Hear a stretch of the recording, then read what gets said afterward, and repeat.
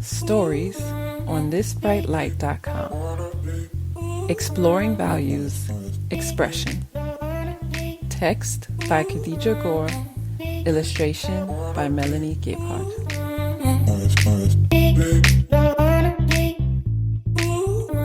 My wake-up call. The gift of expression has always been important to me. As a child, I remember sitting in the window of my mother's bedroom looking out at our green space. There was a tree in particular I liked very much. In that window, overlooking my tree, I would write poems few desired to read. Upon finishing, I would make my way throughout the house, stopping in each occupied room to recite my newest creation proudly. All of the eye rolls, the pity, and the giggles passed by me like whispers on wind. Now looking back, I can see and hear the pity and annoyance clearly, but in my 8-year-old heart space, I could only sense the delight that one feels when sharing a piece of their soul. When I look back at little Khadijah, I can't help but feel perplexed and in the end impressed by her willingness to live completely from her heart space. Whether writing poetry, teaching spiritual concepts to my teddy bears, or reaching out to people in need, I lived my truth from the core of my being. There is a delicious freedom connected to being a child.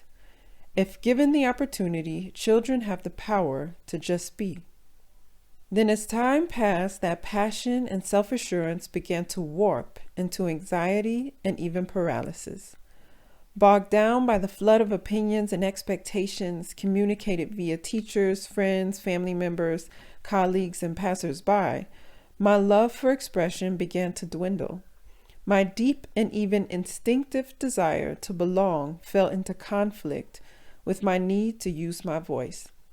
Before long, I found myself asking for permission in spaces that once belonged to me and me alone. When I went to kindergarten, I experienced a disappointing beginning. We were just learning to count to 100. Having 2 older siblings and an ambitious mother, I could already count to 100 and even read very well for my age. So I took it upon myself to let the teacher know that I would prefer to skip the exercise and do something more constructive with my time. Yeah, I spent a lot of kindergarten in timeout. She promptly told my mother that I was unruly. I probably wasn't unruly, but looking back, most likely annoying. Over time, I met with teachers that encouraged my ambition and creativity, and with some who didn't, or perhaps due to lack of resources, couldn't, in turn. My experience in the working world hasn't been much different.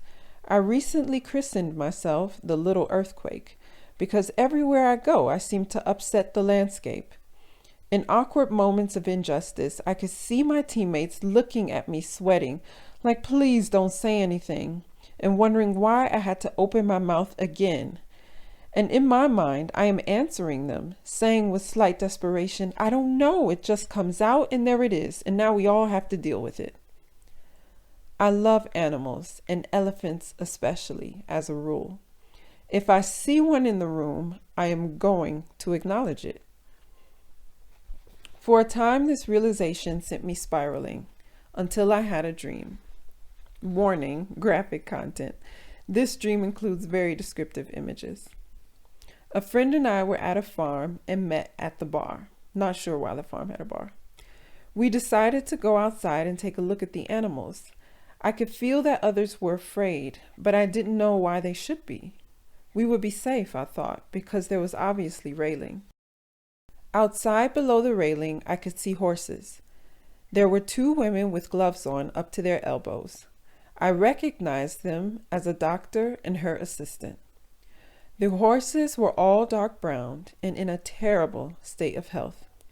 The doctor and her assistant were performing amputations, perhaps to keep them alive, I thought. One horse was sprawled out on the ground. Its nose and mouth had been amputated, and when I went to check the pulse, I noticed there was no need. The horse had already passed. It was all a terrible sight. When I turned, I saw a horse leaning against the railing, its face and body covered in bloody sores. I thought it was dead, but then it walked away. I thought I would never bring my horse here, and yet I was there. I knew others had horses there. I felt the doctor was savagely irresponsible. I knew she needed to be stopped, and still I said nothing. I had been having dreams of maimed animals. It was not the last I would have. Shamans often work with animal spirits and recognize each animal as having a certain power or meaning. Animals as a whole represent intuition and instinct to me.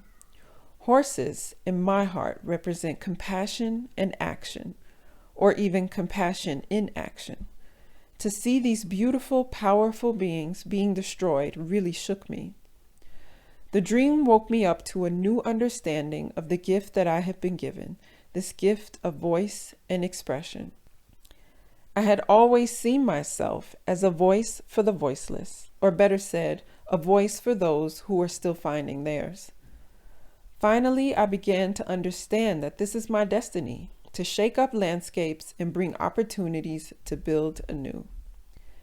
At the beginning of May, shortly after my birthday, I watched a report on the artist Rashid Johnson.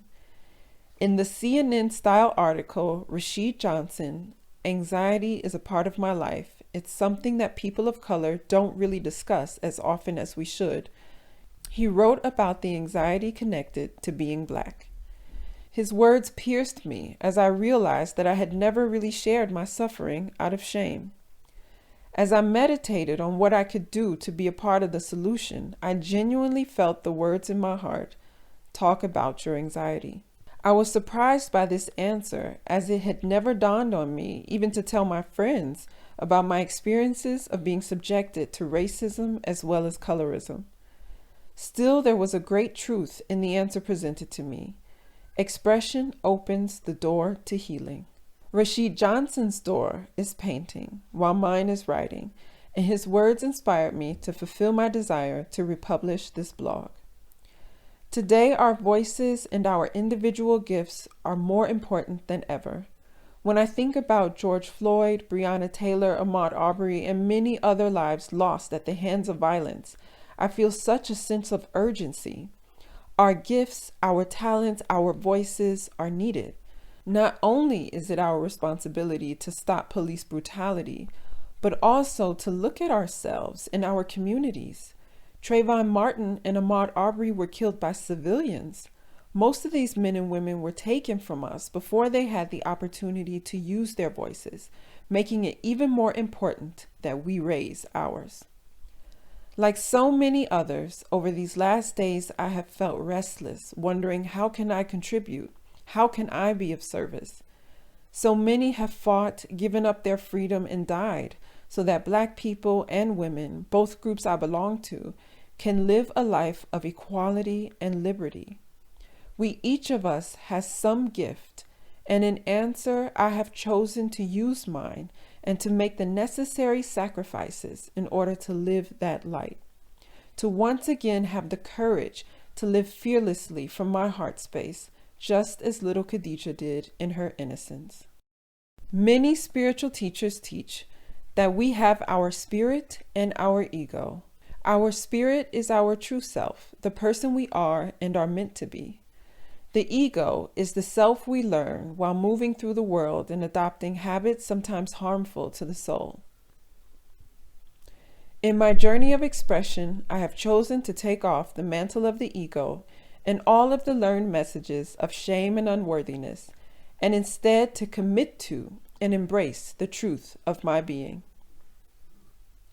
I have chosen to forgive myself, my past, and all of the stories one repeats in order to excuse one's indecision and complacency.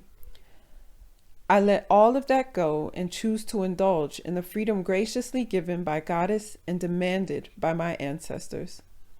When I think of you all, however many or few you may be, out there reading and listening to my words, I feel a deep sense of love and gratitude. Sharing with you in this time and in this world is a gift, and one that I do not take for granted. Tell me, What is your gift? What is it you desire to express? Get to work sharing your talents with the world. If not now, then when? More stories, more values on thisbrightlight.com. Thank you so much for listening.